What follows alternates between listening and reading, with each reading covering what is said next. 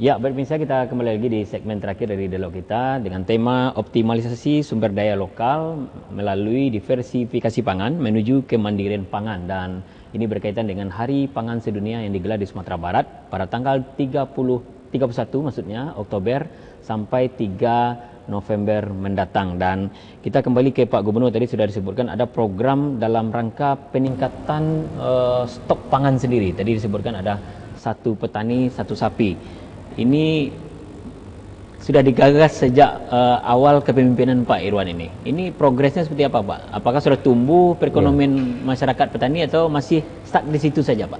Ya, kalau dari pertumbuhan jumlah ternak dengan peternak yang kita gagas itu ratusan persen jumlahnya per tahun nambahnya. Ya. Kenapa? Karena kita kan dari semua sektor. Dari perkebunan ada integrasi sapi sawit. Dari perbankan ada program KUPS untuk membantu. Kemudian dari kita ada satu petani satu sapi. Kemudian juga kita dari ekonomi bisa mendatangkan investor atau pihak lain orang rantau yang bisa menginvest uangnya untuk beli sapi dan nanti di sepaduan gitu. Jadi semua arah. Sekolah kita minta juga mengolah sapi melalui koperasi. Pegawai negeri pun patungan untuk berdapat beli satu sapi atau punya satu sapi untuk kita serahkan kepada masyarakat untuk mengelolanya dan kita dapatin hasilnya. Karyawan swasta dapat sapi enggak, Pak? Enggak. Artinya kalau swasta yang mau uang sendiri. Yang uang PNS juga uang sendiri. Tapi kalau dari pusat ada namanya LM3 untuk pertanian di pesantren-pesantren. Ada. Termasuk program GPM juga, Gerakan Pemberdayaan Ekonomi Masyarakat. Iya, ekonomi masyarakat pesisir ya. Itu dengan Pak Yos ya, itu kita memiliki beberapa target yang sekarang dari 5.680 masyarakat miskin nelayan tepi laut. Itu tinggal 1.574 lagi. Hampir 3.000 udah selesai selama 2-3 tahun sama sekarang untuk kemudian kita sosialisasikan dengan berbagai kegiatan begitu. Dan untuk APBD untuk mensuplai program pertanian seperti apa keberpihakan Pemprov Sumbar sendiri, Pak? Ya, sebetulnya dibandingkan dengan tingkat nasional kita tertinggi atau tidak masuk tinggi lah, kita masuk tinggi dibandingkan di atas 10%. Di atas 10% dari APBD Sumatera Barat. Pertanian, keseluruhan pertanian gitu. Oke, baik. Dan kita ke Pak Yusmeri, tadi sudah disebut GPM. Ini perjalanan GPM sampai sekarang seperti apa sih? Dampaknya terhadap masyarakat? Ya, seperti sampai Pak Gubernur tadi, kan jumlah kakak miskin itu 5.680 kakak. Itu pakai database Dynamedes dari BPS. Nah, inilah yang baru kita dorong 2 tahun ini dengan memberikan bantuan-bantuan program yang sesuai dengan kebutuhan mereka dan juga sesuai potensinya. Nah, selama ini nelayan, katakanlah dia usaha nelayan saja. Sekarang potensi dan untuk usaha pengolahan, kita dorong pengolahan. Di lokasi itu bisa untuk budidaya perikanan, kita dorong budidaya perikanan. Nah, sampai Gubernur tadi, ini sudah lebih 3.000 kakak yang kita fasilitasi 2 tahun ini. Dari 5.680. Jadi tinggal 2 tahun ke depan, 2014-2015, itu kita harapkan ini terfasilitasi dibantu semuanya. Nah, dampaknya tentu sudah bisa kita lihat secara real. Ada yang meningkat pendapatannya, yang pasti jam kerjanya bertambah. Ya, selama ini berdayung ke laut diberi mesin, dia udah pasti udah menambah jam kerjanya kan, peningkatan. Cuma menghitung apakah dia sekarang tidak miskin itu memang BPS menetapkan. Kita pekanannya mendorong dia itu untuk dibantu dengan program, tapi kalau dia lepas dari kemiskinan itu BPS.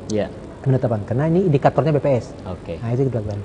Baik. Kita ke Pak Effendi nih, kaitan dengan yang pelaksanaan dari hari ini, hari HPS yang dekat, Pak, tinggal hitungan 5 hari lagi kalau nggak salah. Ini seperti apa himbauan dan mungkin harapannya kepada masyarakat juga?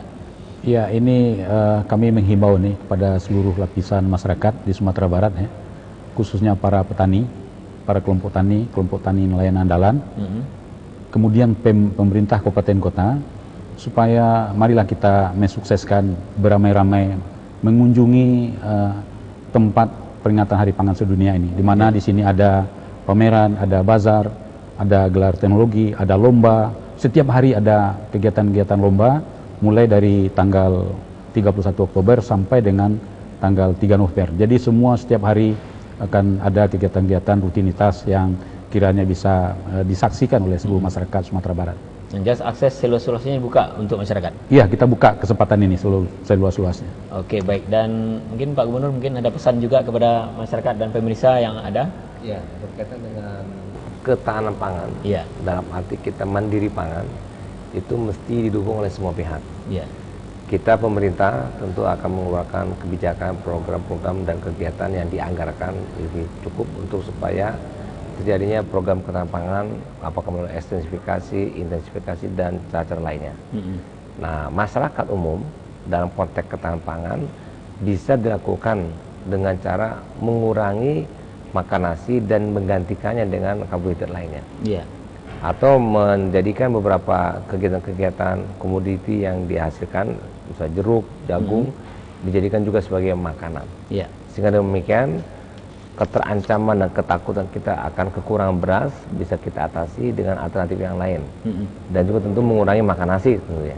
Apakah puasa atau puasa Nabi Daud atau apa, supaya kemudian berkurang makan nasi, dan itu bisa dilakukan oleh semua masyarakat.